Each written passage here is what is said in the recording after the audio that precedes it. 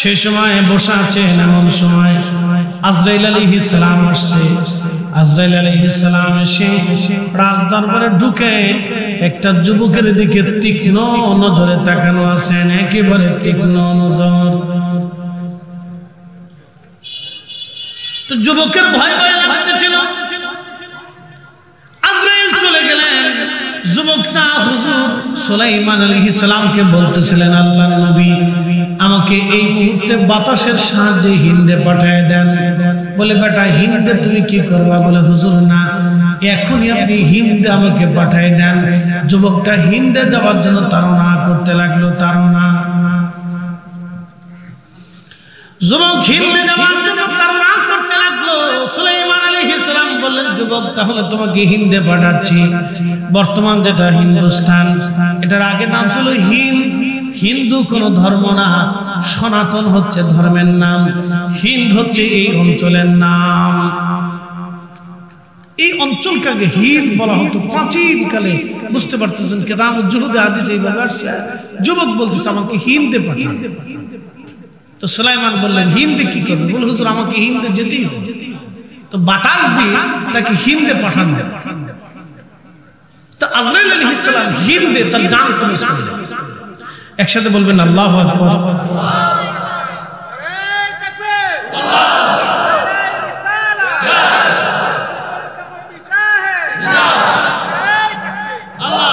হিন্দে পাঠিয়ে দিলেন। আজরাইল জান কবজ করে নিয়ে চলে গেলেন। কিছু সময় পরে সুলাইমানের রাজদরবারে আজরাইল আলাইহিস সালাম ঢুকলেন। সুলাইমান বললেন, আজরাইল একটা বিষয় বুঝলাম না, আপনি একজন যুবকের দিকে তীক্ষ্ণ নজরে তাকানো কেন ছিলেন? আজরাইল বললেন, হুজুর তীক্ষ্ণ নজরে তাকানো ছিলাম এই জন্য, আল্লাহর রেজুলেশন খাতার মধ্যে তার মৃত্যু হবে হিন্দে, কিন্তু সে তখনও বসে আছে ফিলিস্তিনে। আমি চিন্তায় পড়ে গেলাম, এই মুহূর্তে সে হিন্দে কি করে যাবে, অথচ কিছু সময় পরে সে হিন্দে মারা যাবে। আল্লাহর কুদরতের অপরিসীম কুদরতের দিকে নজর করে আমি এই যুবকের দিকে তীক্ষ্ণ নজরে তাকায়া আল্লাহর কুদরতের চিন্তা করতেছিলাম। কিন্তু আপনি যে তাকে বাতাসের মাধ্যমে হিন্দে পাঠাবেন, এই বিষয়টা আমার কখনোই জানা ছিল না। এটা আমার আল্লাহ একমাত্র জানতেন।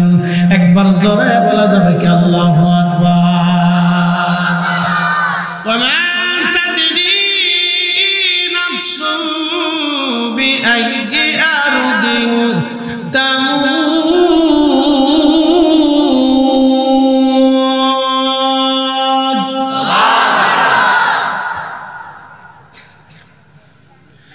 বান্দা কোথায়, কোন জায়গা, কোন হালতে, কোন জায়গা, কোন অবস্থায়, কখন মারা যাবে আল্লাহ ছাড়া কেউ জানে না, কেউ জানে না, কেউ জানে না, কেউ জানে না। হাবিবুল্লাহবাসী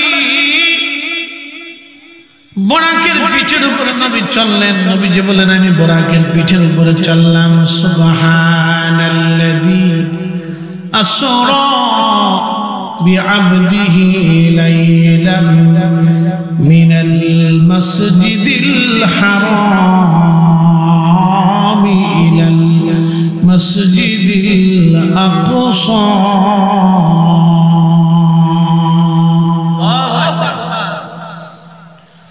বর্তমানে যে বাইতুল আকসা নিয়ে লড়াই হয়, ৭৫ বছর ধরে ফিলিস্তিনের মুসলমান যে বাইতুল আকসা নিয়ে লড়াই করে যাচ্ছে। কালকে এক ভিডিওতে দেখলাম ফিলিস্তিনের মা বাচ্চাগুলি প্রচন্ড শীতের মধ্যে, বাবা কাঁথা কম্বল নাই, ঘর বাড়ি নাই, তাবু নাই। বন্ধুরে, আমাদের দেশের ঠান্ডা তো সামান্য নরমাল ঠান্ডা, ওইখানে যখন ঠান্ডা পড়ে ভয়াবহ ঠান্ডা পড়ে। বাবাজি ৭৫ বছর ধরে একটা জাতি বাইতুল আকসার জন্য লড়াই করে যাচ্ছে। তাদেরকে মেরে মেরে নিষ্পেষিত করে নিঃশেষ করে দেওয়ার জন্য চক্রান্ত চলতেছে। ফিলিস্তিনিদেরকে উচ্ছেদ করে ইসরায়েল সেইখানে জমি জমা বাড়ি গাড়ি বানানোর চিন্তা করতেছে। ১০ লক্ষ ফিলিস্তিনিদের বাড়িঘর উচ্ছেদ করে ইসরায়েল সেই জায়গাগুলি দখল করে নিয়ে বসতি বানিয়েছে।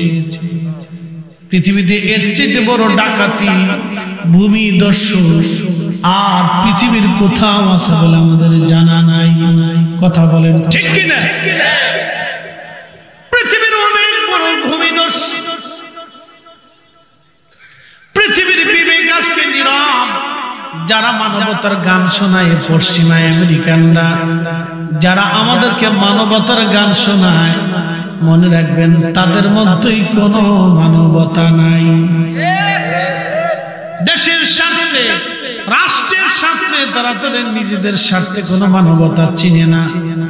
যখন তাদের স্বার্থ নষ্ট হয় তখন শুধু বলে মানবতা মানবতা, আর যখন তাদের স্বার্থে টান পড়ে তখন আর মানবতা থাকে না। এগুলি বন্ড ধার্মিক, বল ধার্মিক, এরা ইসলামের চিরশত্রু। কিয়ামত পর্যন্ত ইসলাম এদের সাথে যুদ্ধ করেই চলবে। কথা বলেন ঠিক না বেঠিক? আমাদের দেশে আরব বিশ্বের আমিররা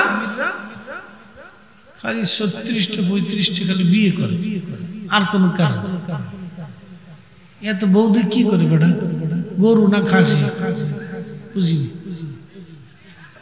রব্বুল আলামিন কোরআনে বললেন, নিশ্চয়ই যারা কাফির এবং অবিশ্বাসী, খালিদিনা ফিহা ফি নারি জাহান্নাম, তারা জাহান্নামের মধ্যে চলে যাবে, চিরদিন তারা জাহান্নামে থাকবে।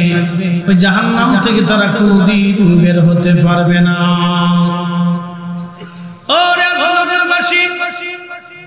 মনোযোগ দিবেন, রব্বুল আলামিন আমাদের জন্য জাহান্নাম সৃষ্টি করেছেন। প্রশ্ন রাখবেন, ফরিদি হুজুর জাহান্নাম তো দেখলাম না। এখন আমি যদি প্রশ্ন করি বাইরে, আপনি জাহান্নাম দেখেন না বিদায় বিশ্বাস করেন না, কিন্তু আপনি কি মায়ের পেটের মধ্যে ছিলেন? এই দৃশ্যটা কি আপনার মনে আসেনি? আপনি কি ওইখানটার জগৎ আপনি দেখেছেননি? মায়ের রেহেমের ভিতরে কি করেছিলেন আপনি 4 মাস 3 মাস অথবা 4.5 মাস? আপনি কি করেছিলেন? অথবা 6 মাস মায়ের রেহেমের মধ্যে আপনি কি করেছিলেন আপনার জানা নাই। আপনি কি করেছিলেন আপনার বুঝ নাই, মনে নাই, আপনি দেখেন নাই। কিন্তু রব্বুল আলামিন মায়ের রেহেমে আপনার খাবার দিল, পানি দিল, অক্সিজেন দিল, আল্লাহ সবই মায়ের রেহেমে আপনার জন্য বরাদ্দ করে দিয়েছে। একবার জোরে বলা যাবে কি আল্লাহু আকবার? এই কথা শুনে যাবেন, খুব ভালো করে শুনবেন, এগুলো বুঝের কথা। মায়ের রেহেমে আপনার পুষ্টি দিছে কে?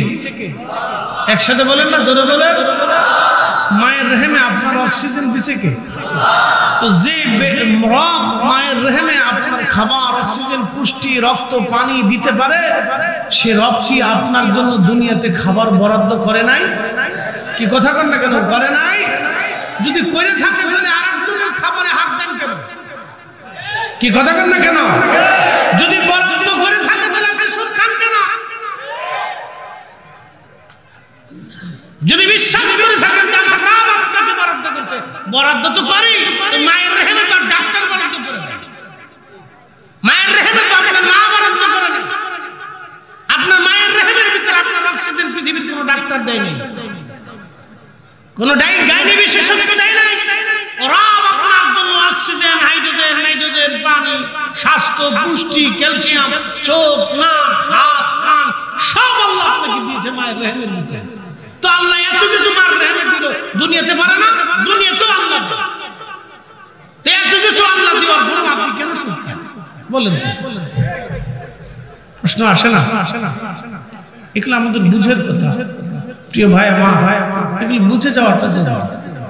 আপনি আল্লাহকে যেইভাবে বিশ্বাস করবেন, আপনার রব আপনার সাথে সেইভাবে ব্যবহার করবে। প্রিয় উপস্থিতি,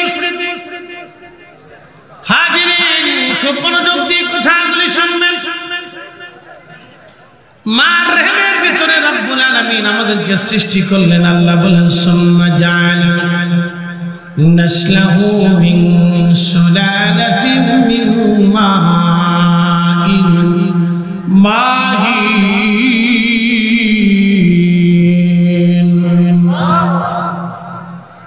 4 রঙের মশলা দিয়া যে কইরাছে তোর গঠন চার রঙের মশলা দিয়া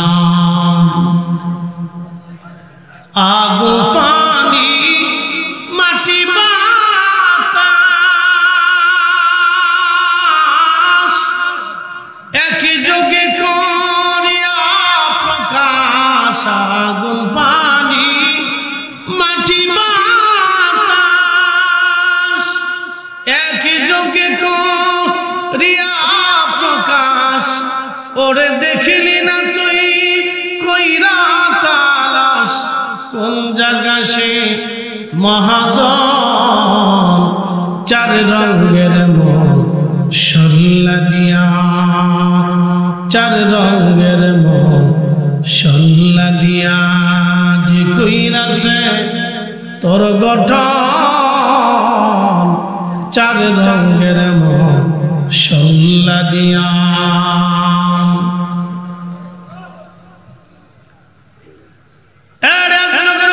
মনোযোগ দিবেন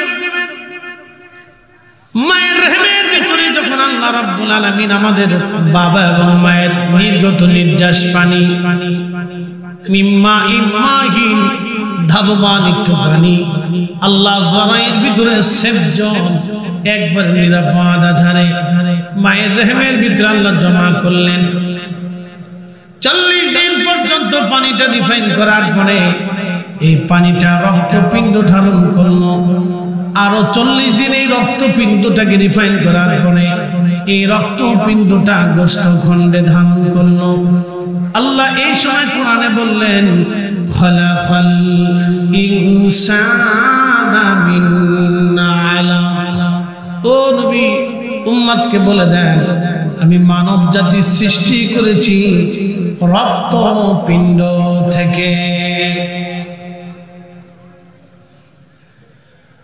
কিন্তু আমি মানুষের বংশ বিস্তার করেছি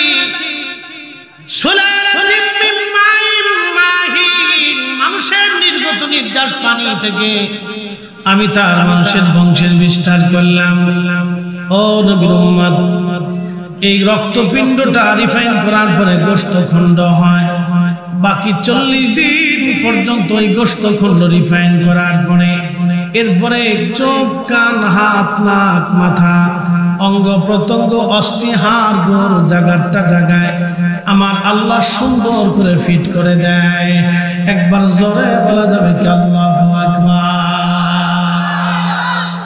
বলেন আমাদের জীবনে কিছু আছে হ্যাঁ এই আমার দিকে তাকান ভালো করে বুঝুন আমি বোঝানোর জন্য কথা বলি আমি বেহুদা সময় নষ্ট করি না এই অভ্যাস আমার নেই আমি যাহা বলি যত সময় বলি খুব কাজের কথা বলি বেকাজ হওয়া কাজ কুকাজ এগুলো আমার কাছে নেই এগুলো পাবেন না যত সময় কথা বলবেন 6 ঘন্টা বলে 6 ঘন্টাই আপনাদের এটা সেরে আরো একটা জমা পড়ে আসছে কালকে নাটোর ছিলাম তার আগের দিন শেরপুর জামালপুর দিয়ে 3টে করছি তার আগের দিন সিরাজগঞ্জ দিয়ে 2টো করছি এইভাবে করে প্রত্যেক দিন মনে করেন যে 3 ঘন্টা 4 ঘন্টা একবার মিনিমাম বক্তব্য হয় 4 ঘন্টা তো 24 ঘন্টার 4 ঘন্টা শুধু আমার বক্তব্যের ভিতরেই চলে আর 3টে 4টে 5টা যেদিন মাহফিল হয় সেদিন তো মনে করেন যে 7-8 ঘন্টা আমার বক্তব্য চলে 8 ঘন্টা আমি কাজের কথা বলি বেকাজের কথা বলি না এত সময় হাতে নেই আমি 8 ঘন্টাই কাজের কথা বলি আল্লাহ আমার একটা ব্রেন দিয়ে দিয়েছে খুব সুস্থ ব্রেন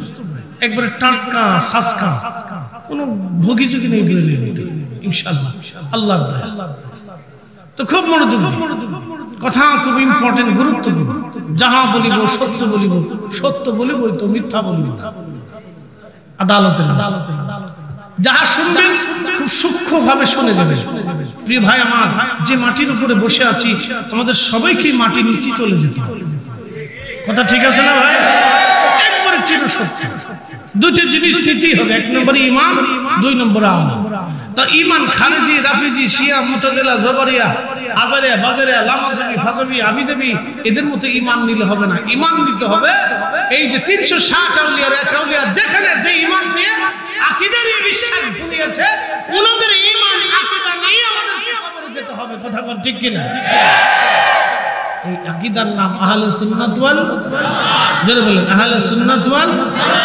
আমি আহলুস সুন্নাত ওয়াল জামাতের এত দলিল দেব না শুধু দুইটা থিম চিন্তা দিয়েছি। এক নম্বরে চিন্তা করবেন যে হুজুর গাউসে পাক ওলি হইলেন কোন আকীদা? শেষ। তিনি আল্লাহর ওলি হইছেন, মঞ্জুরিয়ত পেয়েছেন কোন বিশ্বাসে? আমাদের দেশে হিন্দু আছে না ভাই? হিন্দু কয়দিন আগে খবরে দেখলাম নাগা সাধুরা বলছে আমরা বাংলাদেশ 24 ঘন্টায় দখল করব। নাগা সাধু, বুঝতে পারছেন? বুঝেন, নাগা সাধুরা বলছে আমরা বাংলাদেশ 24 ঘন্টায় দখল করব। অর্থাৎ নাগারা ল্যাংটা থাকে। কি বুঝলেন আপনারা? ল্যাংটারা বলে আমাদের 24 ঘন্টা আমাদের দেশ দখল করবে। বুঝতে পারছেন? ওরা জানে না যে আমাদের দেশের কিছু কুলাপান ছাইড়ে দিলে ও ল্যাংটা ফিটিয়ে চামড়া উঠিয়ে ওরা পোশাক পরাই দেওয়া হবে। বাটাম চালা শুধু চালা, আমরা যুদ্ধ করে লাগতো না, আমরা কুলাপান ছেড়ে দিলেই চান। কি কথা কর না কেন? আগা নাগা ল্যাংটা বাইরে ভিডিও চামড়া উঠাইয়া ওখানে আমরা সুন্দর করে ওই চামড়া দিয়ে পোশাক পরাই দিব। কথা বুঝতে পারতেছেন? নাগারা হচ্ছে ল্যাংটা থাকে। আচ্ছা আপনাদেরকে বলি, এই ব্যক্তি সারা জিন্দগি ল্যাংটা থাকে, কাপড় চোপড় পরে না, হেতার সামনে বেডিরা যায় সেজদায় পড়ে রয়েছে, এর মেশিন পত্র বেরিয়ে দিয়েছে। বুঝতে পারছেন? হেতার সামনে যায় বেডিরা সেজদাত পড়ে রয়েছে। এই ল্যাংটা নাগা সাধু বলে যায়। এরা সবসময় উলঙ্গ থাকে, শীতকালে উলঙ্গ, গরমে উলঙ্গ, ল্যাংটা ফ্যাংটা ঘুরে বেড়ায়। আপনি চিন্তা করেন। আচ্ছা বলেন তো, সারা জীবন ল্যাংটা থেকে আল্লাহ পাওয়া যায়, সে কি ক্ষুধা পাবে? আচ্ছা, সনাতনীদের বিশ্বাস হচ্ছে তাদের বিদ্যার জন্য আলাদা একটা দেবতা আছে, সেই দেবতার নাম সরস্বতী। সেই জন্য তারা সরস্বতীর পূজা করে। সনাতনীদের আর একটা বিশ্বাস হচ্ছে তারা ঘরে কল্যাণের জন্য তারা লক্ষ্মীর পূজা করে। লক্ষ্মী তাদের একটা দেবতা। সরস্বতীদের আর একটা দেবতা আছে কৃষ্ণ, আর এক দেবতা আছে ওই আপনার গণেশ, আর একটা আছে কার্তিক, আর একটা আছে আপনার কি বলে দুর্গা, আর একটা আছে কালী, তারপরে আপনার মনসা, এরপরে শিব। এরকম অনেক দেবতা তাদের, একটা হতে হতে হতে হতে 33 কোটি দেবতায় তারা বিশ্বাসী। আচ্ছা বলেন, তারা সারা জীবন দেবতার সামনে মাথা নত করলে কি আল্লাহ পাবে? যারা বলেন পাবে। কারণ কি? তার বিশ্বাস সঠিক না। তো ঠিক যেই বিশ্বাসে, যেই আকীদা খাজা আজমেরী রাহমাতুল্লাহ আলাইহি আনার সাগরের পানি একটা লুটার ভিতরে এনে এ জাতিকে দেখিয়ে দিয়েছিলেন, দেখা আমি তামাম আনার পানি একটা লুটার ভিতরে এনে দেখিয়ে দিলাম যে আমার রব এক, আমার আল্লাহ সত্য, আমার রাসূল সত্য, আমি যেই কালেমা সেই কালেমাই ঠিক। তিনি যেই বিশ্বাসে ঘুমিয়েছেন এই বিশ্বাসের নাম আহলে সুন্নাত ওয়াল জামাত। একবার কথা ক্লিয়ার, কোন দলিল দিল্লা লাগতো না। একবার এর হচ্ছে 7টা দলিল পৃথিবীতে আর কিছু নেই। কি কথা ঠিক আছে না ভাই? অনেকে বলবো আহলে সুন্নাত ওয়াল জামাত কি, এটা আবার কোন দল? আপনি এখন দল তালাশ করবেন কেন? আহলে সুন্নাত ওয়াল জামাত কোনো রাজনীতি করে না। পৃথিবীর কোনো ওলি আল্লাহ কোনোদিন ক্ষমতা মসনদের জন্য বসে থাকে না।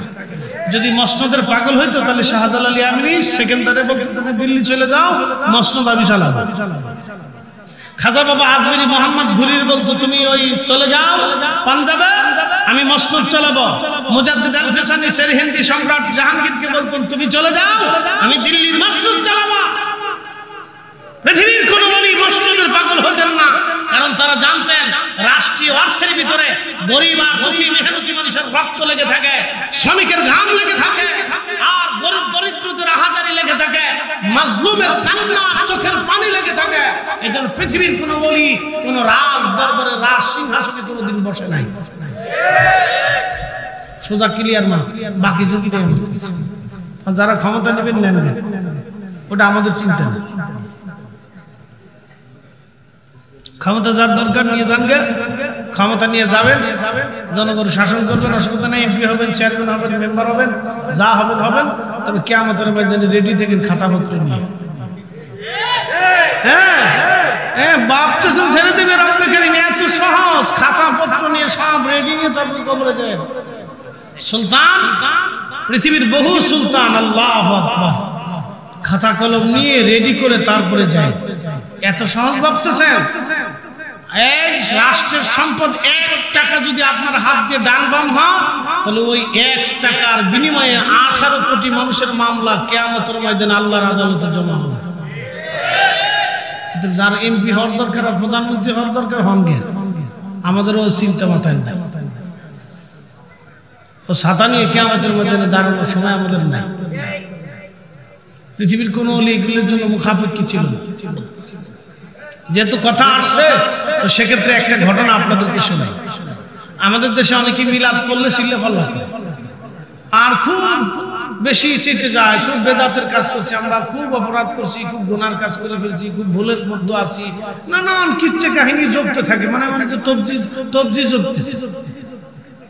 তো বিশ্ববিখ্যাত মুহাদ্দিস মোল্লা আলী কারি মাক্কি রাহিমাহুল্লাহ একটা ঘটনা লিখছেন আল মাওরিদির ভিতরে। হযরত মোল্লা আলী কারি আল মাওরিদের মধ্যে তিনি একটা ঘটনা লেখেন। এই উপমহাদেশের অন্যতম একজন আল্লাহর ওলি ছিলেন, তার নাম খাজা মাহমুদ বাহাদাবানি নকশবন্দি রাহমাতুল্লাহ আলাইহি।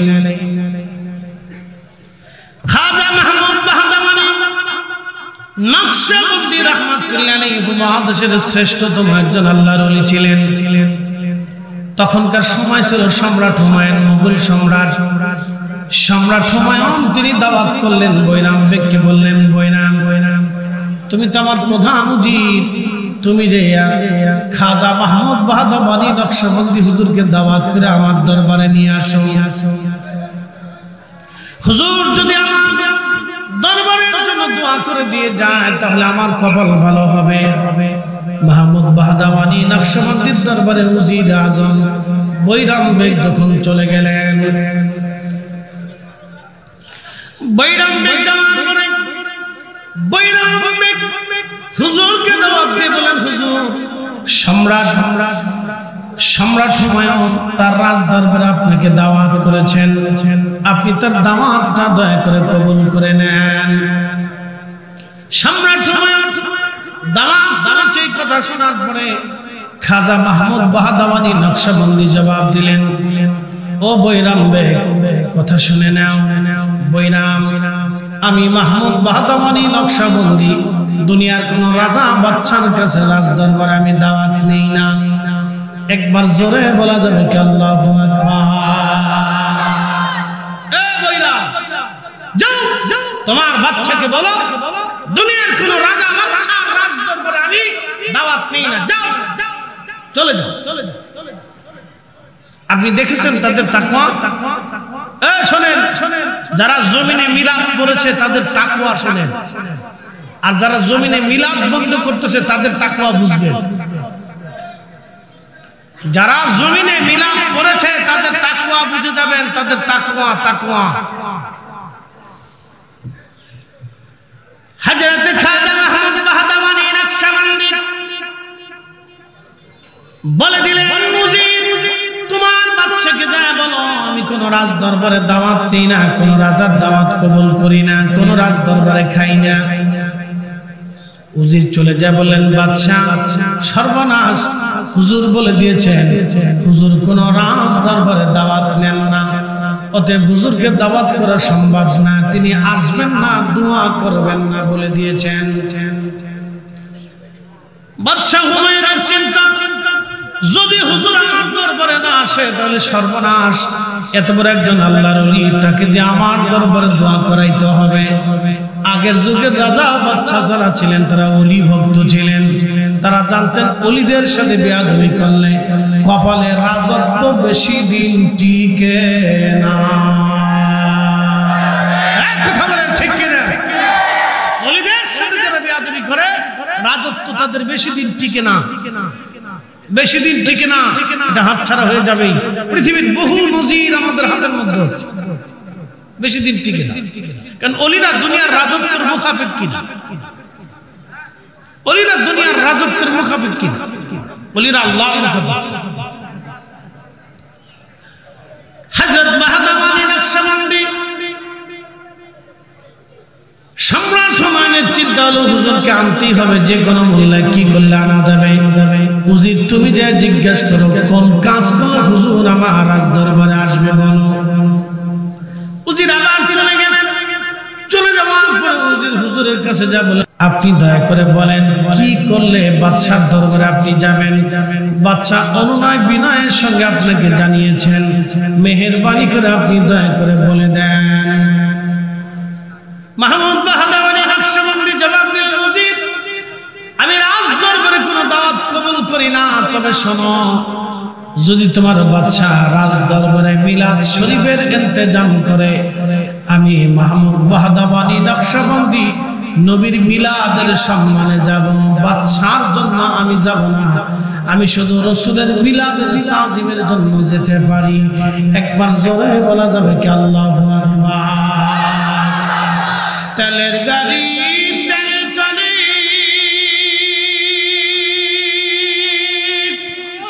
হাওয়ার গাড়ি হাওয়ায় উড়ে, বিনা তেলে চালায় গাড়ি নবী সুলাইমান। আমরা সেই মুসলমান। কথা বলে আমাদের দেশে যারা ইসলামী রাজনীতি করে, আমার দিকে ভালো করে দেখেন, যারা ইসলামী রাজনীতি করে, আমি কোন রাজনৈতিক দলের নাম বললাম না, সবার কথাই বলতেছি। যারা ইসলামী রাজনীতি করে তাদের চিন্তা চেতনা হযরত ওমর যেইভাবে রাষ্ট্র পরিচালনা করছেন, আমরাও সেইভাবেই রাষ্ট্র পরিচালনা করব। উদ্দেশ্য ভালো, খারাপ না। হযরত ওমর যেইভাবে রাষ্ট্র পরিচালনা করছেন, আমরা সেইভাবে করব, উদ্দেশ্য ভালো। এখন আমার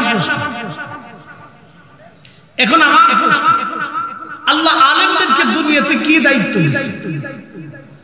আল্লাহ কি আলেমদেরকে দুনিয়াতে দায়িত্ব দিয়েছে দোয়া বন্ধ করার জন্য, কোরআন খতম বন্ধ করার জন্য, জিকির মাহফিল বন্ধ করার জন্য, মিলাদ দোয়া দরুদ বন্ধ করার জন্য? তা আল্লাহ আলেমদেরকে কি দায়িত্ব দিলেন? আল্লাহ আলেমদেরকে দায়িত্ব দিয়েছেন জমিন থেকে অন্যায়, অবিচার, দুর্নীতি, সুদ, ঘুষ, জেনা, ব্যভিচার, পরকিয়া, হারামি, শারাবি, খারাপি, নাফাকি, মদের কারখানা, বারের হাউস, অন্যায় জুলুম এ জমিন থেকে বিদায় করার জন্য আল্লাহ আলেমদেরকে দায়িত্ব দিয়েছে। কথা বলে ঠিক কিনা? আলেমদের কাজ তো মিলাদ বন্ধ করা না, আলেমদের কাজ তো দোয়া বন্ধ করা না, আলেমদের কাজ তো কোরআন খতম বন্ধ করা না, আলেমদের কাজ তো ফাতিহা বন্ধ করা না, আলেমদের কাজ তো মিলাদুন নবীর মাহফিল বন্ধ করা না, আলেমদের কাজ তো রাসূলের ইশক মুহাব্বতের মাহফিলগুলো বন্ধ করা না, আলেমদের কাজ তো ইসালে সব বন্ধ করা না, আলেমদের কাজ তো কোনো ওলি পীর মাশায়েখের দরবার ভাঙা না। আলেমদের কাজ হচ্ছে এই জমিন থেকে বেইনসাফি দূর করিয়া ইনসাফ প্রতিষ্ঠিত করা। কথা বলে ঠিক কি না? এটা হচ্ছে আলেমদের। আলেম কাজ করে উল্টা। তার কথা ছিল সে পতিতালয় বন্ধ করবে, কিন্তু পারে নাই, সে বন্ধ করছে মিলাদ। তার কথা ছিল সে সুদের কারখানা বন্ধ করবে, সে পারে নাই, সে বন্ধ করছে কোরআন খতম। তার কথা ছিল সে বন্ধ করবে দুর্নীতি, কিন্তু পারে নাই, সে বন্ধ করে দিয়েছে দোয়া। শয়তানে কয় ১৪০০ বছরে যা পারি নাই তা তুমি করে দিছো, অসুবিধা নাই, ভালো কাজই করছো। যেটা বন্ধ করে সেটা পারো না, যেটা করার দরকার না তুমি সেটা করে দিচ্ছ, তো ভালোই তুই। তো আমার কাজটাই তুমি আঞ্জাম দিয়ে দিচ্ছ, খারাপ হয়নি, তুমি আমার দুস্থ। কি কথা কর না কেন? বুঝতে কি অসুবিধা হচ্ছে? বুঝে যাবে। খাজা মাহমুদ বাহাদাওয়ানি নকশবন্দি বললেন, এ বৈরাম, তোমার বাদশাকে বলো যদি মিলাদ শরীফের ইন্তজাম করে তো আমি রাসূলের মিলাদের সম্মানে যাব, নতুবা অন্য কোনো উদ্দেশ্যে যাব। বাদশা হুমায়ুন রাজ দরবারে বিরাট ইন্তজামে মিলাদের ইন্তজাম করলেন। তিনি মিলাদের ইন্তজাম করার পরে মাহমুদ বাহাদাওয়ানি নকশবন্দি রাহমাতুল্লাহি আলাইহি রাজ দরবারে গেলেন। যাওয়ার পরে সম্রাট হুমায়ুন নিজে পানি ঢেলে হুজুরে ওযু করাইলেন এবং নিজে হাতে পা ধুয়াই দিলেন। একসাথে বলবেন না মারহাবা। ওলিদের মর্যাদা বুঝছেন যে বাদশা, মুঘল সাম্রাজ্যের বাদশা নিজে হাতে হুজুরের পা ধুয়াই দেয়। এরা জানে যে এখান থেকে বদদুয়া আসলে সম্রাট হুমায়ুনের রাজত্ব থাকবে না। সম্রাট আকবর বুঝেছিল রাজত্ব কি জিনিস, ধ্বংস হয়েছিল সে। সম্রাট জাহাঙ্গীর যখন বুঝলো যে না রাজত্ব টিকবে না, তখনই সে মাপ চেয়ে ক্ষমা চেয়ে বলল, হুজুর মুজাদ্দিদ আল ফিসানি, আপনার সাথে আমার বিয়াদবি চলবে না, ক্ষমা করে দেন। বুঝতে পারছেন? ভোগে যুগে সব জায়গায় চলে না। প্রিয় উপস্থিতি, খুব মনোযোগ দিবেন। হাজিরিন, যে কথা বলছিলাম, মায়ের রেহেমের ভিতরে যখন একটা সন্তান কনসেপ্ট হয়, 120 দিনের মাথায় আল্লাহ রূহ নামক ইঞ্জিনটা আলমে আরোহা থেকে এনে মায়ের রেহেমের ভিতরে আল্লাহ আমাদের দেহের মধ্যে রূহ ফুঁকাই দিলেন। রূহ ফুঁকাই দিয়া জিবরাইল আমিনকে আল্লাহ বলেন, জিবরাইল 60টি জিনিস আমার বান্দার জন্য লিখে দাও। 1 নাম্বার, সে কতদিন পর্যন্ত পৃথিবীতে বেঁচে থাকবে তুমি লিখে দাও। 2 নাম্বার, আমার বান্দা কি পরিমাণে খাবার খাবে তাও লিখে দাও। একসাথে বলবেন আল্লাহু আকবার।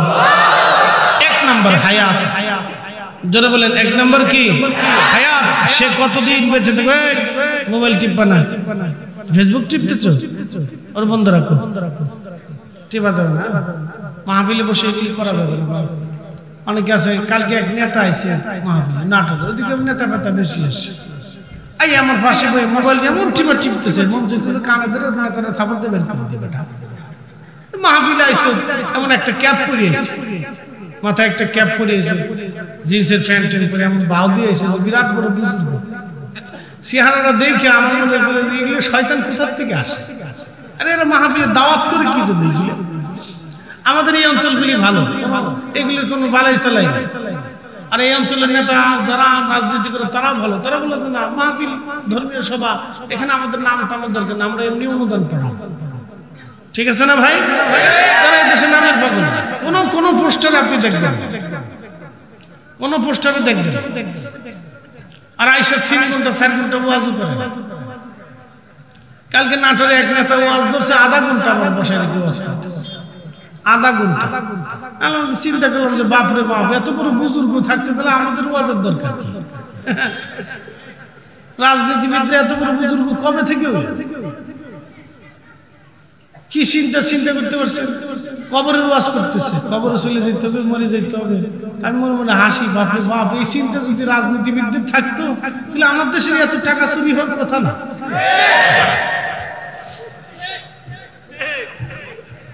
কথা খারাপ করেছি ভাই? এই চিন্তা যদি ওনাদের মাথাতে থাকতোই তাহলে এত টাকা চুরি হওয়ার কথাই আসে না। আরে বাপরে বাপ, কি সুন্দর ওয়াজ করতেছে। মনে মনে বসে বসে হাসতেছে, চিন্তা করলে বাপরে বাপ, সাধু কবে থেকে? শালি সাধু, নাগা সাধুর চাইতে বড় সাধু।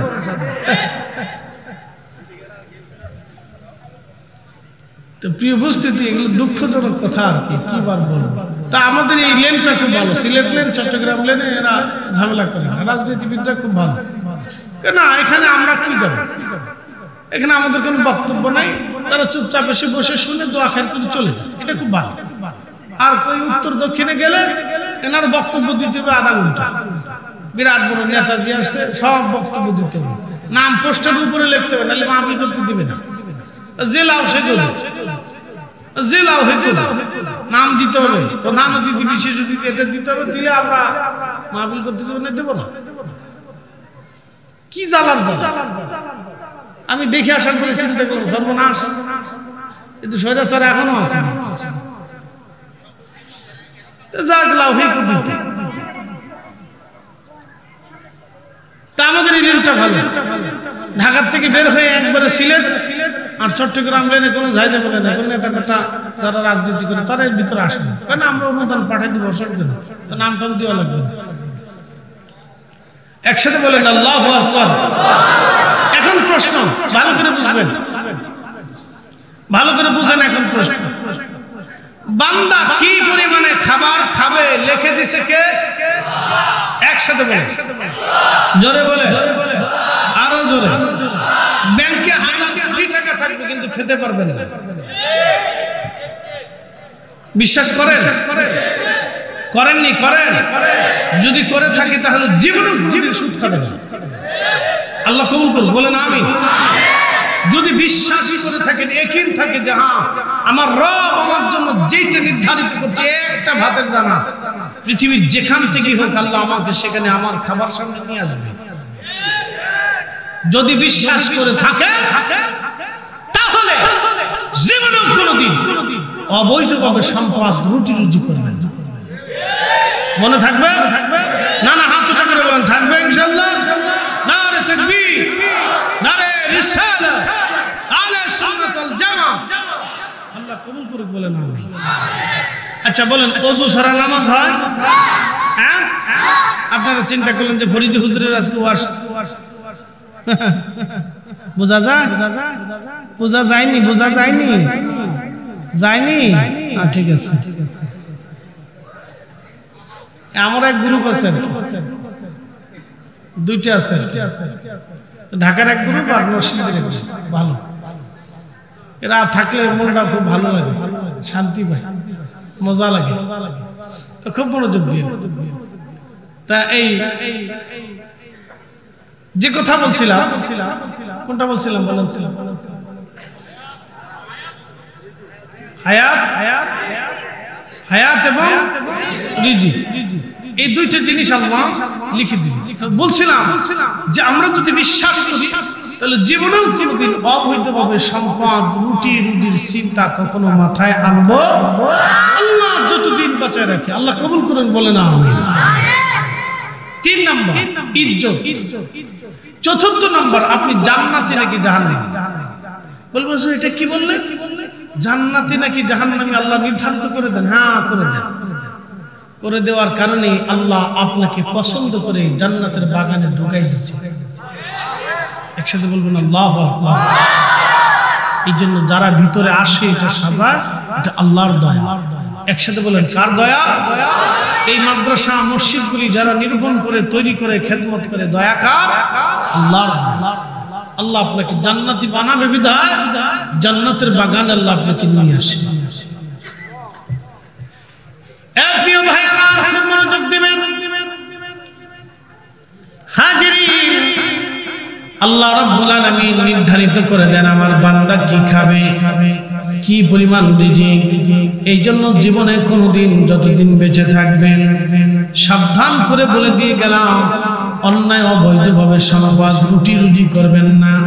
চিন্তা করলেন ফরিদি হুজুরের ওয়াজ শুনলাম, আজকে সারা রাত্র রিয়াজনগর কেন্দ্রীয় জামে মসজিদে নামাজ পড়ব। সারা রাত্র নামাজের জন্য আপনি মসজিদের মধ্যে চলে গেলেন, যাওয়ার পরে সারা রাত্র নামাজ পড়লেন। ফরিদি হুজুরের পাগড়ির চেয়ে সুন্দর পাগড়ি মাথায় দিলেন, সুন্দর জুব্বা গায়ে দিয়ে সেন্ট লাগায় আতর লাগাইয়া আপনি মসজিদের সারা রাত্র দাঁড়ায় দাঁড়ায় নামাজ পড়লেন, কিন্তু আপনার ওযু নাই, আপনার নামাজ হবে না। ওযুবিহীন যেমন নামাজ হয় না, হালাল খাবার ব্যতীত ইবাদত কবুল হয় না। বলে দিয়ে ভালো করে বুঝবেন, হালাল খাবার ব্যতীত ইবাদত কবুল হয়। রোজা আসতেছে সামনে, এখন রজব মাস। কি মাস? রজব, তারপরে শাবান, তারপরে রমজান, হাতে মাত্র 2 মাস আছে। রমজানে রোজা রাখতে গেলেন, সেহরি খাওয়ার সময় শুয়োরের গোশত দিয়ে সেহরি খাইলেন, সারা দিন রোজা রাখলেন, হবে? কেন? একসাথে বলেন, আরো জোরে। তো শুয়োরের গোশত হারাম, তাহলে সুদের টাকার গরুর গোশত কি হালাল? তোটাও তো হারাম। তাহলে ওটা দিয়ে খেয়ে রোজা রাখলে তারপর রোজা? ঘুষের টাকার ছাগলের গোশত হালাল না হারাম? তো শুয়োরের গোশত যেমন হারাম, ওটাও তেমনই হারাম। ওটা দিয়ে খেয়ে রোজা রাখলে, ইফতার করলে রোজা হবে না। কি কথা ঠিক আছে না ভাই? ইবাদত কবুলিয়তের প্রধান শর্ত হচ্ছে হালাল করা। এটা সারা জীবন নলেজে রাখবেন, সারা জীবন নলেজে রাখবেন, সারা জিন্দেগি মাথার মগজের ভিতর ঢুকিয়ে রাখবেন। কম খাবেন, আলু ভর্তা দিয়ে খাবেন, ডাল ভাত দিয়ে খাবেন। কম খাবেন, বেশি খাওয়ার চিন্তার দরকার নাই। কম খান, হালাল টাকা। অল্প খান কিন্তু বিশুদ্ধ টাকা, ভেজাল জিনিস, ফরমালিন মুক্ত যুক্ত, এগুলি খেয়ে কোনো লাভ। একবার হালালটা খান, সারা জীবন মাথার ভিতর ঢুকিয়ে দেবেন ইয়া রাব্বি, জীবনের শেষ সময় পর্যন্ত তুমি আমাকে হালাল খাওয়াও আল্লাহ, বিশুদ্ধ খাবার খাওয়াও আল্লাহ। পাক আল্লাহ পাক সারা কবুল করে, আল্লাহ পবিত্র, আল্লাহ পাক সারা কবুল করে না। আমার রসুল পাক, রসুল পবিত্র সারা কবুল করে না। এই জন্য যে বেটা গোসল করে না, পেশাব করে পানি লয় না, কোনটা মোষ কোনটা দাড়ি কিছু সে জানে না, আবার নাম দিচ্ছে সাহসুবি, সে জীবনে কোনোদিন সাহসুবি হতে পারে না। এটা সাহস শয়তান। এই সমস্ত শয়তান মরে যাওয়ার পরে এই কবরের উপরে একটা গম্বুজ বানাই দিয়ে মাজার, অমুক ফকির শাহ, অমুক ফকির শাহ, এগুলি বাইরে কথা বলেন ঠিক কিনা? এই সুন্নিয়তকে কলঙ্কিত করে দিচ্ছে। ফকির একটা মরে গেছে, সারা জীবন তাবিজ কবজ করছে, ও তাবিজ কবজ করতো কুফরি কালাম দিয়ে। এই কোন মুসলমান যদি কুফরি কালাম করে, ও মুসলমান থাকে না, ও কাফের হয়ে যায়। ওর জানাজা দেওয়া ঠিক না, ওর কবর দেওয়া ঠিক না, কথা বলেন না কেন?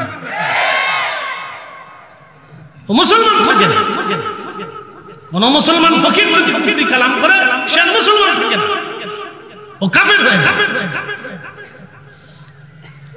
একটা কথা মনে রাখবেন, আল্লাহ পাক, রাসূল পাক, আল্লাহ পাক ছাড়া, রাসূল পাক ছাড়া কখনো কবুল করে না।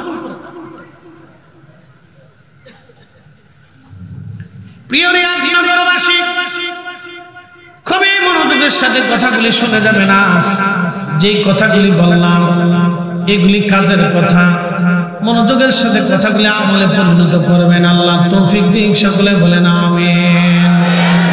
একদিন মাটি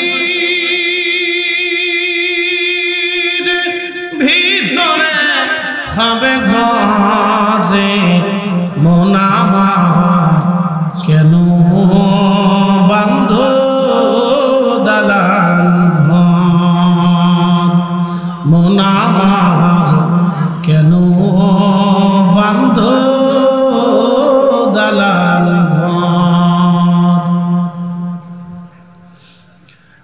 রাজনগরবাসী বন্ধু, মানুষের মৃত্যু কোথায় কোন জায়গা হবে সে বলতে পারে না আমার রব ছাড়া।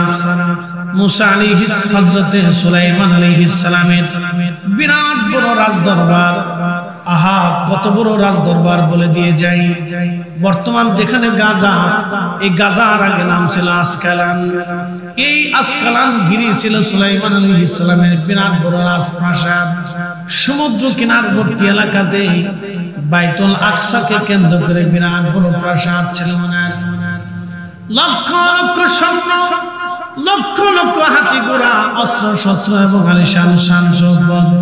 শুধু মানব জাতি না, জিনেরা ছিল ওনার অনুগত। 350 মানুষ মন্ত্রী এক পাশে থাকতো, 350 জিন মন্ত্রী এক পাশে থাকতো। সারা পৃথিবীর বাদশাহী আল্লাহ তাকে দিয়েছিলেন। আর একটা তত্ত্ব আল্লাহ দিয়েছিলেন, এত বড় তত্ত্ব, এই তত্ত্বের ভিতরে সৈন্য সামন্ত নিয়া লক্ষ লক্ষ উট দুম্বা গাধা মানে গরু গাধা নিয়া, হাতি নিয়ে, সৈন্য সামন্ত অস্ত্র শস্ত্র নিয়ে, খাবার দাবার নিয়ে তিনি বিরাট বড় এই তক্তের উপরে চড়ে বাতাসকে বলতেন, বাতাস তক্ত উঠাও। এই বিরাট তক্তখানা সিংহাসনখানা উঠাইয়া বাতাস উড়িয়ে সারা পৃথিবী ঘুরায় ঘুরায় সুলাইমানকে নিয়ে আসতো। এত বড় বাদশাহী আল্লাহ তারে দিয়েছিলেন এই তক্ত। এই তক্ত বিনা ইঞ্জিনে, বিনা মেশিনে বাতাসের সাহায্যে উড়ে বেড়াইতো। একবার আওয়াজ তুলে বলা যাবে আল্লাহু আকবার।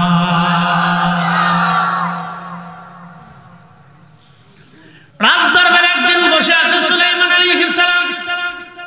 ইমাম আহমদ ইবনে হাম্বল কিতাবুল জুহুদের মধ্যে লেখেন, সেই সময় বসে আছেন, এমন সময় আজরাইল আলাইহিস সালাম আসছে। আজরাইল আলাইহিস সালাম এসে রাজদরবারে ঢুকে একটা যুবকের দিকে তীক্ষ্ণ নজরে তাকানো আছেন, একেবারে তীক্ষ্ণ নজর। তো যুবকের ভয় ভয় লাগতেছিল। আজরাইল চলে গেলেন। যুবকটা হুজুর সুলাইমান আলাইহিস সালামকে বলতেছিলেন, আল্লাহর নবী আমাকে এই মুহূর্তে বাতাসের সাহায্যে হিন্দে পাঠিয়ে দেন। বলে বেটা হিন্দে তুমি কি করবা? বলে হুজুর না, এখনই আপনি হিন্দে আমাকে পাঠিয়ে দেন। যুবকটা হিন্দে যাওয়ার জন্য তাড়না করতে লাগলো, তাড়না। যুবক হিন্দে যাওয়ার জন্য তাড়না করতে লাগলো। সুলাইমান আলাইহিস সালাম বললেন, যুবক তাহলে তোমাকে হিন্দে পাঠাচ্ছি। বর্তমান যেটা হিন্দুস্তান, এটার আগে নাম ছিল হিন্দ। হিন্দু কোনো ধর্ম না, সনাতন হচ্ছে ধর্মের নাম, হিন্দ হচ্ছে এই অঞ্চলের নাম। এই অঞ্চলকে হিন্দ বলা হতো প্রাচীন কালে। বুঝতে পারতেছেন, কিতাব জুহুদে হাদিস এইভাবে আসছে। যুবক বলতেছে আমাকে হিন্দে পাঠান। তো সুলাইমান বললেন, হিন্দে কি করবে? বলে, হুজুর আমাকে হিন্দে যেতেই হবে। তো বাতাস দিয়ে তাকে হিন্দে পাঠানো। তো আজরাইল আলাইহিস সালাম হিন্দে তার জান কবজ করলেন। একসাথে বলবেন আল্লাহু আকবার।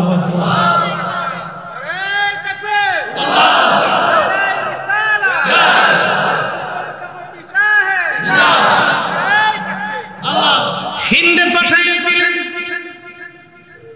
আজরাইল জান কবজ করে নিয়ে চলে গেলেন। কিছু সময় পরে সুলাইমানের রাজ দরবারে আজরাইল আলাইহিস সালাম ঢুকলেন। সুলাইমান বললেন, আজরাইল একটা বিষয় বুঝলাম না, আপনি একজন যুবকের দিকে তীক্ষ্ণ নজরে তাকানো কেন ছিলেন? আজরাইল বললেন, হুজুর তীক্ষ্ণ নজরে তাকানো ছিলাম এই জন্য, আল্লাহর রেজুলেশন খাতার মধ্যে তার মৃত্যু হবে হিন্দে, কিন্তু সে তখনও বসে আছে ফিলিস্তিনে। আমি চিন্তায় পড়ে গেলাম, এই মুহূর্তে সে হিন্দে কি করে যাবে, অথচ কিছু সময় পরে সে হিন্দে মারা যাবে। আল্লাহর কুদরতের অপরিসীম কুদরতের দিকে নজর করে আমি এই যুবকের দিকে তীক্ষ্ণ নজরে তাকাইয়া আল্লাহর কুদরতের চিন্তা করতেছিলাম। কিন্তু আপনি যে তাকে বাতাসের মাধ্যমে হিন্দে পাঠাবেন, এই বিষয়টা আমার কখনোই জানা ছিল না। এটা আমার আল্লাহ একমাত্র জানতেন। একবার জোরে বলা যাবে কি আল্লাহু আকবার। وما تدري نفس بأي أرض تموت।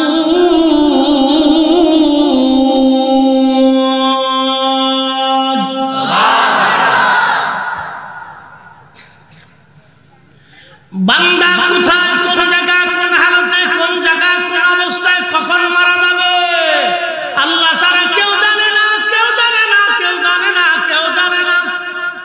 একসাথে বলবেন আল্লাহু আকবার। আমার এক ভাই লেখছেন যে হুজুর আমাদের এলাকার মানুষ রিসালাত বুঝে না। এবার আসেন, রিসালাতটা একটু বুঝে, সারা রাত দলিল আমি বুঝাই না। আমার বুঝের ধরনটা ভিন্ন রকম। খুব মনোযোগ দিয়ে 5 মিনিট। ওমা তাদরি, মুরব্বি কই যায়? এটা কইলেও তো জ্বালা না। এসব কোনটার ভিতরে শেষ, কুত্তার ভিতরে লাগাই দিই। ফাজিল ফুলা মানে টিকটকে কুত্তার ভিতরে মুরব্বি লাগাই দিচ্ছে। চিন্তা করেন যে কই যাইতাম। আরে বাংলাদেশের মতো মানুষ আমি পৃথিবীর কোথাও আছে আমি দেখিনি।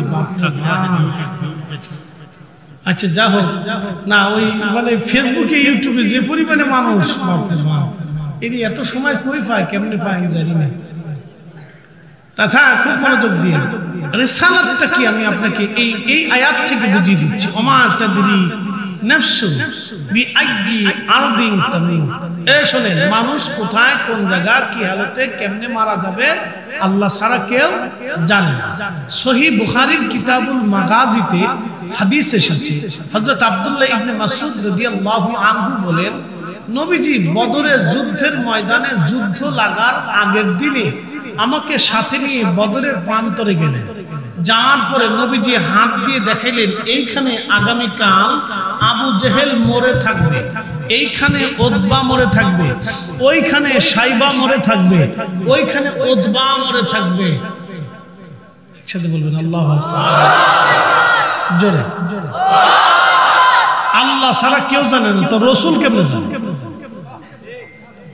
এটার নাম রিসালাত। এটার নাম কি? জোরে বলেন।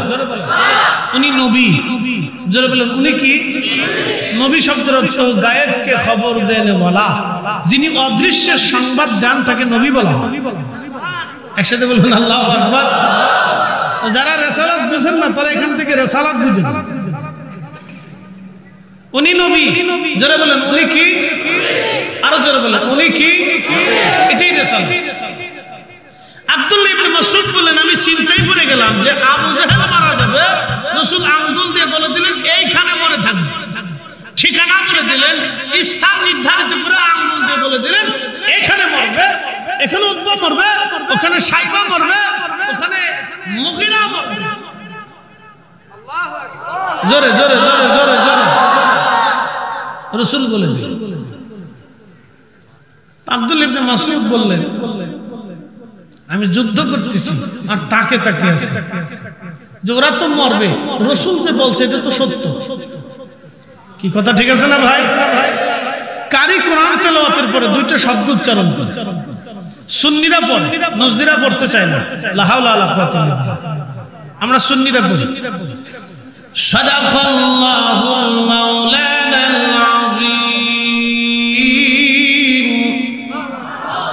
আল্লাহ সত্য বলেছে। একসাথে বলেন কে সত্য বলেছে? এরপরে আরবার বলি وصدق رسوله النبي الحبيب الكريم। রাসূল সত্য বলেছে।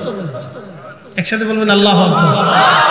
আমরা সুন্নিরা তেলাওয়াতের পরে দুইটা শব্দই বলি যে আল্লাহ বলেছে সত্য, রাসূলও সত্য বলেছে। কিন্তু আমাদের দেশের আরেক ভাইরা রাসূল সত্য বলেছে, সাদাকাল্লাহু ওয়া সাদাকা রাসূলুহুন নবিয়ুল হাবিবুল কারীম, এই শব্দটা বলতে ওনাদের খুব লজ্জা করে, বিরাট কষ্ট পায়। ওরা মনে হয় যে একবারে বউ মরে গেছে, খুব কষ্ট। কে ভাই এত কষ্ট কেমনে পাও?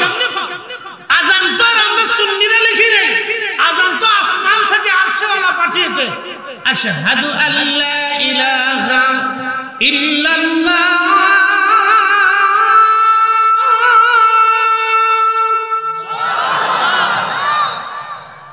আশহাদু আন্না মুহাম্মাদার রাসূলুল্লাহ।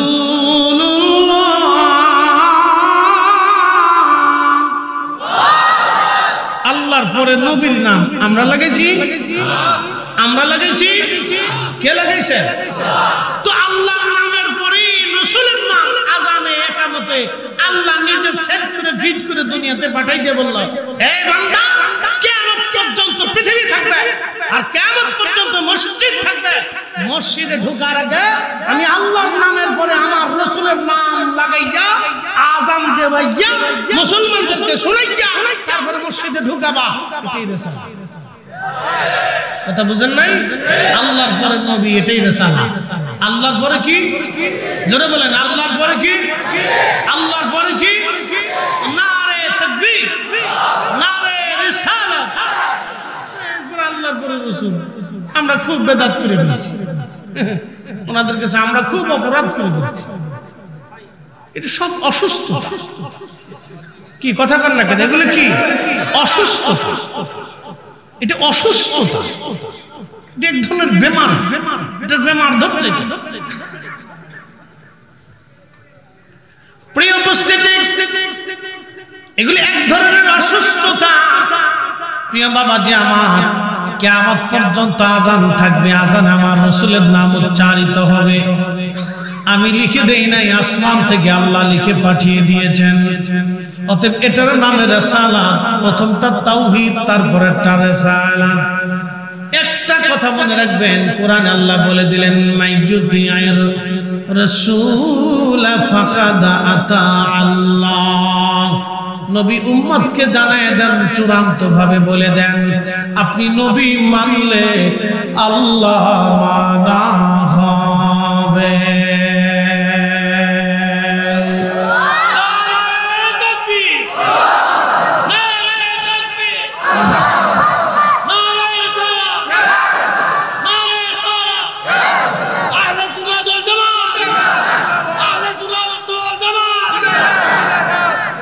নবী মানলে আল্লাহ মানা হয়। ফয়সালা কার? আমাদের। প্রিয় উপস্থিতি, এটাই রিসালাত।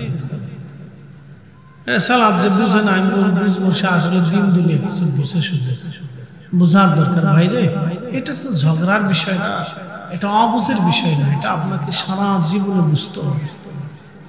এটা বুঝের জিনিস, এটি ইমানের একটা সাবজেক্ট। চলে যাব হাসরের ময়দানে দাঁড়াইতে হবে না, বলেন কি কথা বলেন? হাসর কায়েম হবে না? কায়েম হওয়ার পরে হাসরের ময়দানে আপনার জন্য তাড়না কি করবে? বাবা মা আত্মীয়স্বজন সব তো ভুলে যাবে, তা আপনার জন্য তাড়না করবে কি, কান্না করবে কি?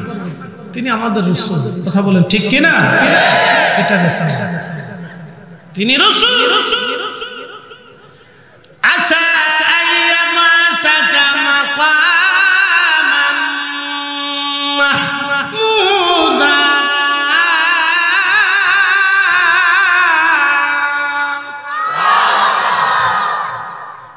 আর সে আল্লাহ তাআলা বসে থাকবে, আল্লাহর ডান পাশে রাসূলের জন্য আল্লাহ আসন বরাদ্দ করবে।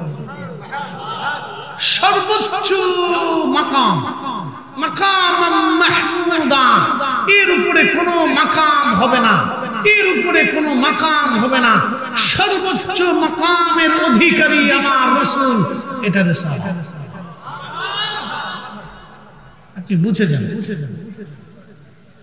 এটা তো ইমানের সাবজেক্ট, ইমানের অবিচ্ছেদ্য একটা পাঠ। লা ইলাহা ইল্লাল্লাহ মুহাম্মাদুর রাসূলুল্লাহ সাল্লাল্লাহু আলাইহি ওয়াসাল্লাম, ইমানের অবিচ্ছেদ্য পাঠ রিসালাত। রিসালাত যদি কেউ না বুঝে, লা ইলাহা ইল্লাল্লাহ সে বুঝবে না। রিসালাত যদি কেউ না বুঝে, তাহলে হাসর বুঝবে না। রিসালাত যদি কেউ না বুঝে, তাহলে দুনিয়া আখিরাত বুঝবে না। আরে সাহাবে কিরাম আগে রিসালাত বুঝেছিলেন, আগে নবী চিনেছিলেন। আবু বকর নবী চিনে আল্লাহ চিনেছেন, কোন সাহাবী আগে আল্লাহ চিনে নাই, আগে নবী চিনেছেন।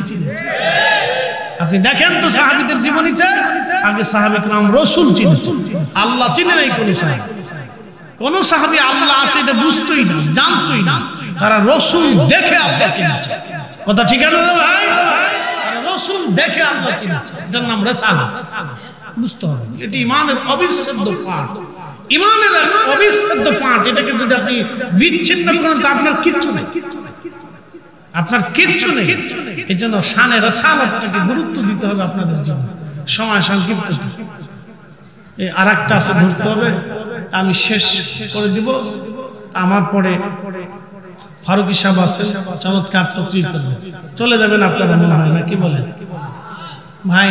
মাদ্রাসার জন্য একটু তাবারকের ব্যবস্থা করছে আমাদের সুন্নি।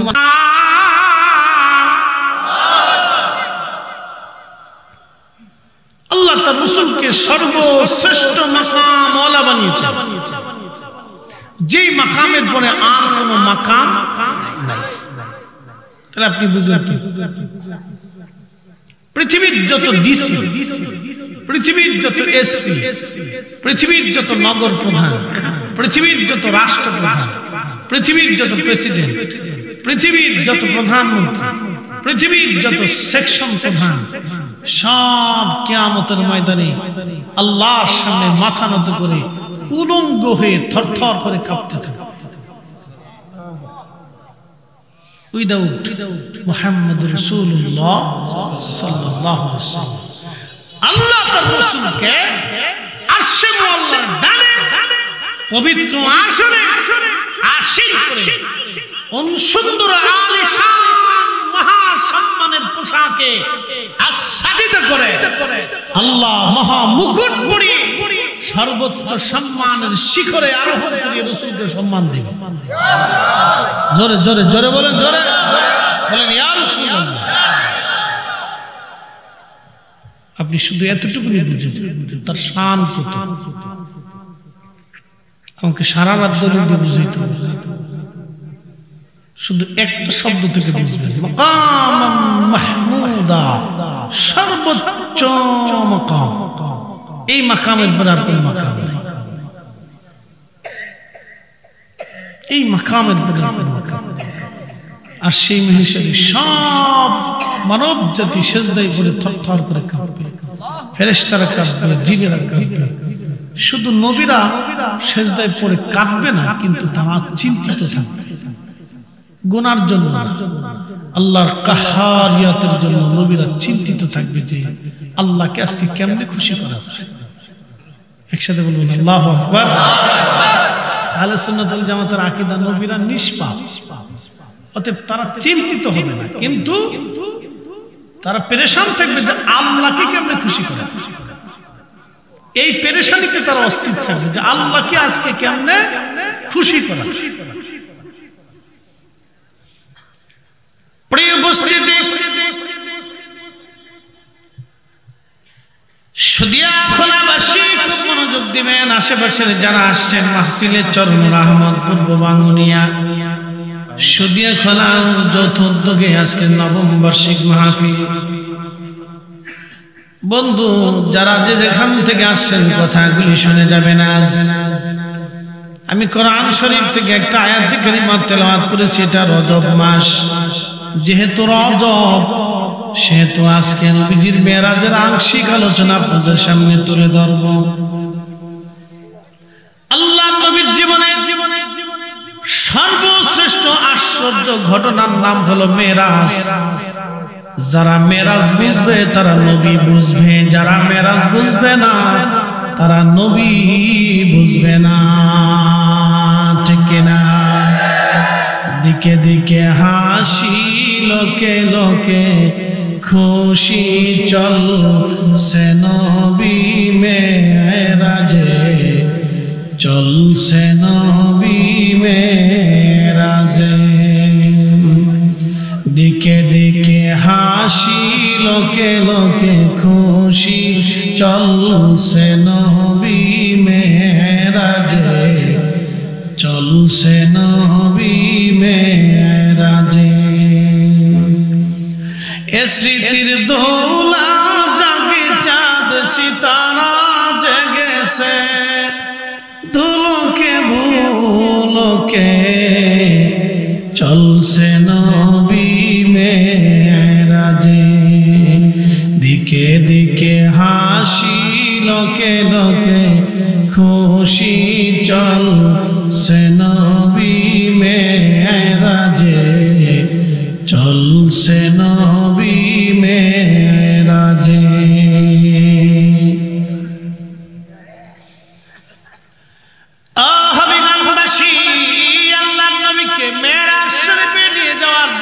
জিবরাইল আমিনকে আল্লাহ পাঠাইলেন।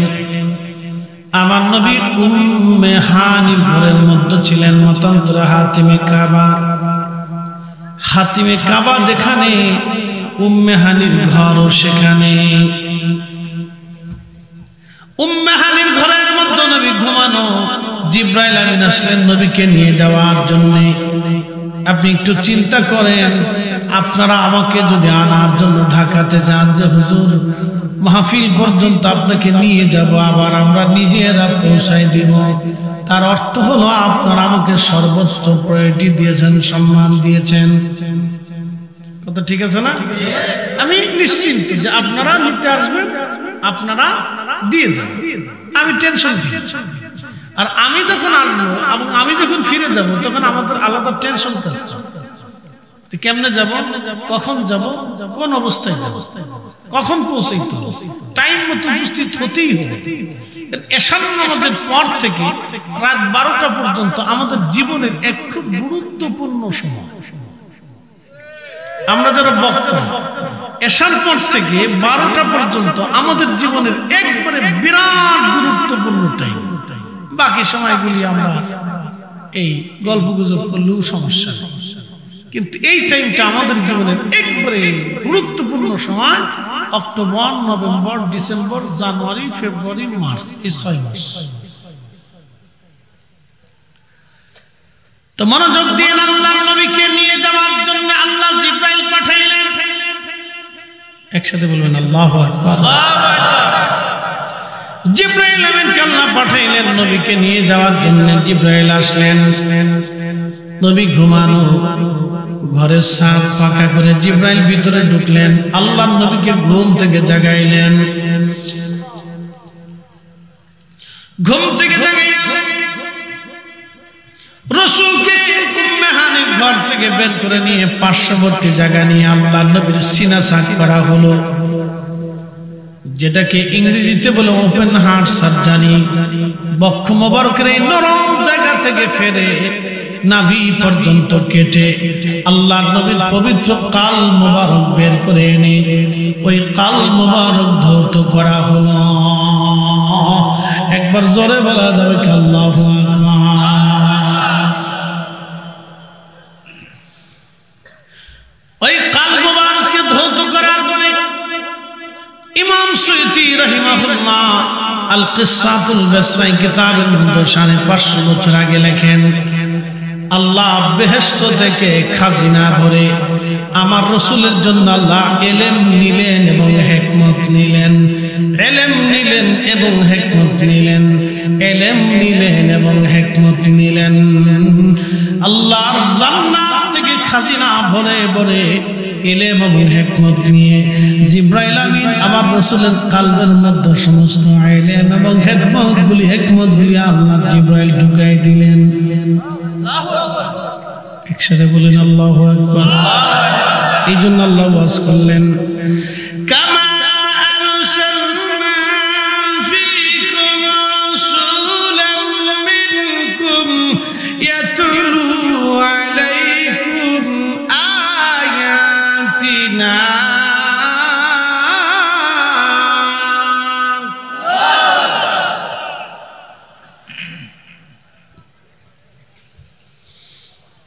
হাবিব আপনাকে দুনিয়াতে পাঠিয়েছি, কেন পাঠাইলাম ইয়া রাসূলুল্লাহ, কি জন্য পাঠাইলাম?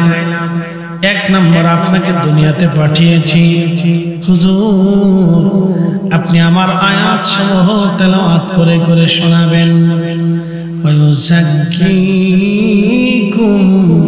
উম্মতকে আপনি পবিত্র বানাবেন, কুফরি থেকে পাক বানাবেন, নাপাকি শারাবি খারাবি হারামি ফায়সা কাজ থেকে আপনি উম্মতকে সরিয়ে একবারে রিফাইন করবেন। এই পানিটাকে একটা কোম্পানি রিফাইন করেছে, পরিশ্রম করে পানির যত দোষ আছে দোষগুলি বের করে দিয়ে এই পানিটাকে একবারে স্বচ্ছ বানিয়েছে। এই পানিটা একবারে ফ্রেশ, আর্সেনিক মুক্ত, আয়রন মুক্ত এবং এর ভিতরে যত ময়লা আবর্জনা আছে পরিষ্কার করে পানিটাকে একবারে ফ্রেশ করে বোতলজাত করে কোম্পানি আপনাদের হাতের নাগালে পৌঁছাই দিল, আপনারা যাতে পরিষ্কার পানি পান করেন। বন্ধু আল্লাহ ডাক দিলেন, হুজুর আপনার উম্মতকে আপনি রিফাইন করবেন, পরিষ্কার করবেন, একবারে ময়লা আবর্জনা যত আছে আপনার উম্মত থেকে বের করবেন। আপনার উম্মতের মধ্যে কোনো ময়লা রাখবেন না, ত্রুটি বিচ্যুতি রাখবেন না।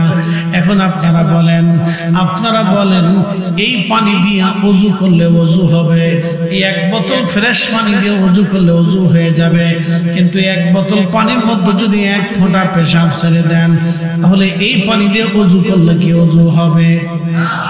কেন? জোরে বলেন। পানি তার পাক হারিয়ে ফেলছে, কথা ঠিক আছে না? যার কারণে এই পানি দিয়ে ওযু করলে ওযু হবে না। পানি যদি পাক থাকতো তাহলে এটা দিয়ে ওযু করলে এই পানি আপনাকে পবিত্র বানাইতো। যেহেতু পানি নিজেই না পাক, ওতে পানি দিয়ে সেই পানি দিয়ে আপনাকে আর পবিত্র হওয়ার কোনো সুযোগ নেই। আল্লাহ বলেন ওয়ায়ুযাক্কিকুম, ও নবী আপনি পাক, আপনাকে পাক বানানোর জন্য পাঠিয়েছি। এই জন্য আমরা সুন্নিদের আকীদা রাসূল পাক, কথা বলেন ঠিক না বেঠে? রাসূল, জোরে বলেন রাসূল, একসাথে বলেন রাসূল। নবীকে পাক কে বানাইছে? আল্লাহকে কে পাক বানাইছে? আল্লাহ নিজেই পাক, তিনি পাক, কিন্তু রাসূলকে আল্লাহ পাক বানাইছে। একসাথে বলবেন আল্লাহু আকবার। আমাদের দেশে একদম দেশ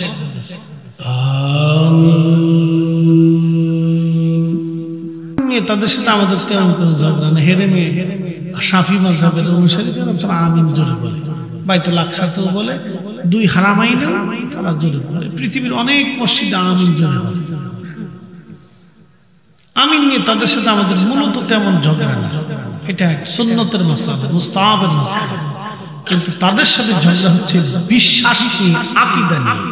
তারা বলে রাসূল পাক হতে পারে না, আল্লাহ পাক রসুলকে পাক বললে শিরিক হয়ে যাবে। আমরা বলি না, রসুলকে পাক মনে না করলে কোরআনের সিদ্ধান্তের বিরুদ্ধ হবে। আল্লাহ তার রসুলকে পাক করেছে, কথা বলেন ঠিক না বেঠিক? তাহলে আমাদের আকীদা ঠিক আছে কিনা?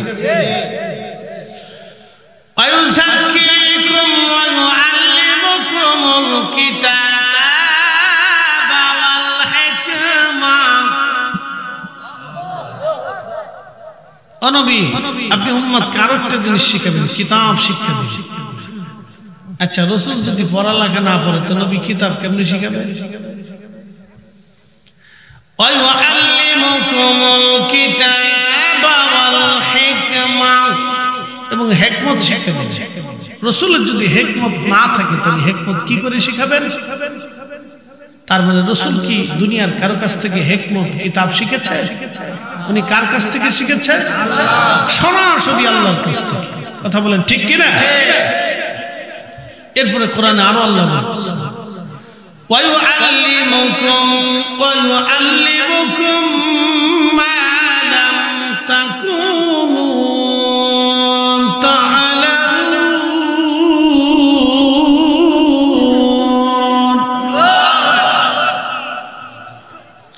কোরআন শরীফ ভালো লাগে? যারা বলেন কোরআন শরীফ ভালো লাগে, লাগারই কথা। ওয়া ইউআল্লিমুকুম মা লাম তাকুনু তা'লামুন।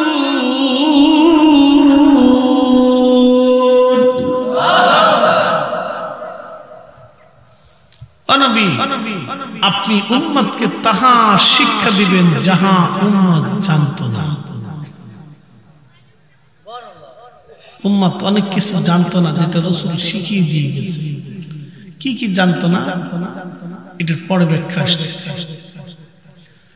প্রিয় উপস্থিতি, হবিগঞ্জবাসী জান্নাত থেকে খাজিনা ভরে জিবরাইল এলেন এবং হিকমত নিয়ে আসলেন। এলেম এবং হিকমত নিয়ে আসার পরে নবীজির কাল মুবারকের মধ্যে ঢুকিয়ে দিলেন। আমার কাল মুবারক জায়গায় বসাইয়া আল্লাহর নবীর পবিত্র বক্ষ সেলাই করে দেওয়া হলো। পৃথিবীর কত মানুষের ওপেন হার্ট সার্জারি হলো, রোগীকে অজ্ঞান করে ওপেন হার্ট সার্জারি করা হয়, কিন্তু আমার রাসূলের ওপেন হার্ট সার্জারি করলেন ডাক্তার জিবরাইল। আর আমার রাসূল, আমার হাবিব, আমার নবীজি তখনও সজাগ। নবী দেখতেছে তার বক্ষ ফাড়া হয় এবং কাল বের করা হয়। একবার জোরে বলা যাবে কি আল্লাহু আকবার?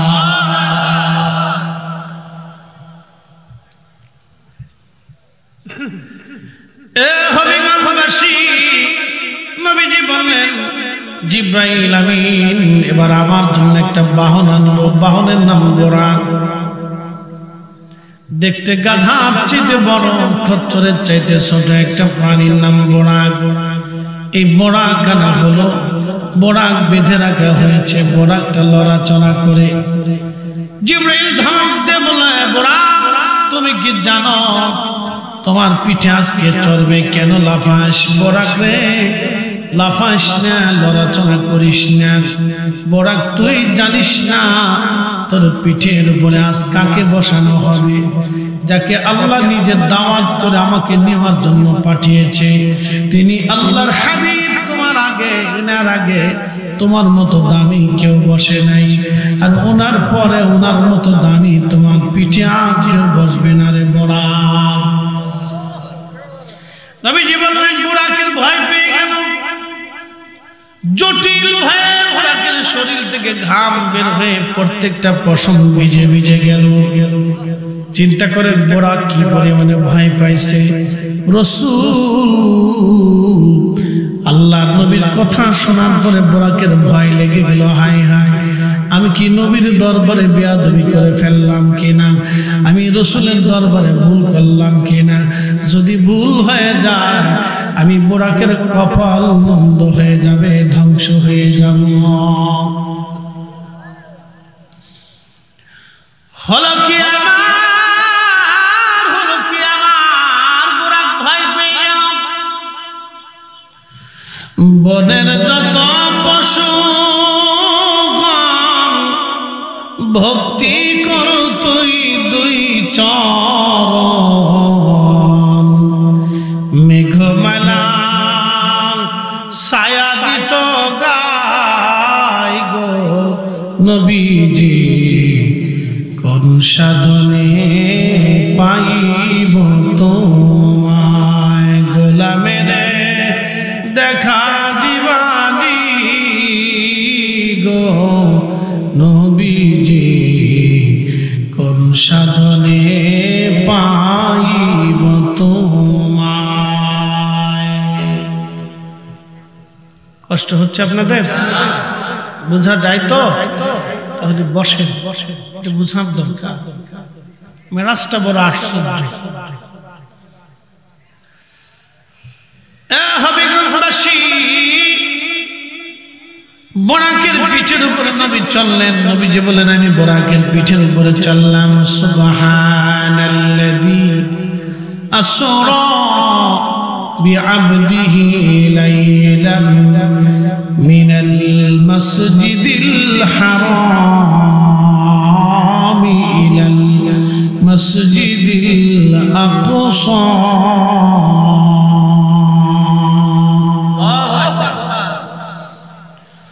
বর্তমানে যে বাইতুল আকসা নিয়ে লড়াই হয়, ৭৫ বছর ধরে ফিলিস্তিনের মুসলমান যে বাইতুল আকসা নিয়ে লড়াই করে যাচ্ছে। কালকে এক ভিডিওতে দেখলাম ফিলিস্তিনের মা বাচ্চাগুলি প্রচন্ড শীতের মধ্যে বাবা কাঁথা কম্বল নাই, ঘর বাড়ি নাই, তাবু নাই। বন্ধুরে আমাদের দেশের ঠান্ডা তো সামান্য নরমাল ঠান্ডা, ওইখানে যখন ঠান্ডা পড়ে ভয়াবহ ঠান্ডা পড়ে। বাবাজি ৭৫ বছর ধরে একটা জাতি বাইতুল আকসার জন্য লড়াই করে যাচ্ছে। তাদেরকে মেরে মেরে নিষ্পেষিত করে নিঃশেষ করে দেওয়ার জন্য চক্রান্ত চলতেছে। ফিলিস্তিনিদেরকে উচ্ছেদ করে ইসরায়েল সেইখানে জমি জমা বাড়ি গাড়ি বানানোর চিন্তা করতেছে। ১০ লক্ষ ফিলিস্তিনিদের বাড়িঘর উচ্ছেদ করে ইসরায়েল সেই জায়গাগুলি দখল করে নিয়ে বসতি বানিয়েছে। পৃথিবীতে এর চেয়ে বড় ডাকাতি, ভূমি দস্যু আর পৃথিবীর কোথাও আছে বলে আমাদের জানা নাই। কথা বলেন ঠিক কিনা? পৃথিবীর অনেক বড় ভূমি দস্যু, পৃথিবীর বিবেক আজকে নীরব। যারা মানবতার গান শোনায় পশ্চিমা আমেরিকানরা, যারা আমাদেরকে মানবতার গান শোনায়, মনে রাখবেন তাদের মধ্যেই কোনো মানবতা নাই। দেশের স্বার্থে, রাষ্ট্রের স্বার্থে তারা তাদের নিজেদের স্বার্থে কোনো মানবতা চিনে না। যখন তাদের স্বার্থ নষ্ট হয় তখন শুধু বলে মানবতা মানবতা, আর যখন তাদের স্বার্থে টান পড়ে তখন আর মানবতা থাকে না। এগুলি বন্ড ধার্মিক, বল ধার্মিক, এরা ইসলামের চিরশত্রু। কিয়ামত পর্যন্ত ইসলাম এদের সাথে যুদ্ধ করেই চলবে। কথা বলেন ঠিক না বেঠিক? আমাদের দেশে আরব বিশ্বের আমিররা খালি ৩৬টা ৩৫টা খালি বিয়ে করে, আর কোনো কাজ নেই। এত বৌদি কি করে বেটা? গরু না খাসি বুঝিনি। এক একটা বেড়া এত বৌদি কি করে? ৩৫টা গরু না পাড়া? বউর খাবার দিছে। আমাদের দেশে হচ্ছে ছাগলের খাবার দেয়, মুরগির খাবার দেয়, গরুর খাবার দেয়। তো বেটা বউর খাবার দিচ্ছে। যার যত টাকা তার তত বউ, যার টাকা নেই তার কপালে বউ নেই। কি আশ্চর্য একটা দেশ! এটাকে আমরা কোরআনের আইন প্রতিষ্ঠিত করছি। কোরআনের আইনে কি এটা আছে? মাসনা সুলাসা রুবা ৬০ পর্যন্ত বিয়ে করা যায় যদি ইনসান প্রতিষ্ঠিত করা যায়। তারপর তো বেটা ৩৫টা কোন আইনে বিয়ে করবে? সব নফসের আইন। কথা কন না কেন? ঠিক কিনা? শয়তানের আইন। যদি বলেন কিসের আইন? নফসের আইন, শয়তানের আইন। আর দেশের মৌলবীরা আমাদের দেশে এসে ৮ টাকার তারাবি বানাতে চায়। কি কথা কন না কেন? এরা আপনারা মানেছে বেদাতি মাজার পূজারি, আর হেরা হয়েছে পেট পূজারি আর মন পূজারি, নফস পূজারি। শয়তান কোথাকার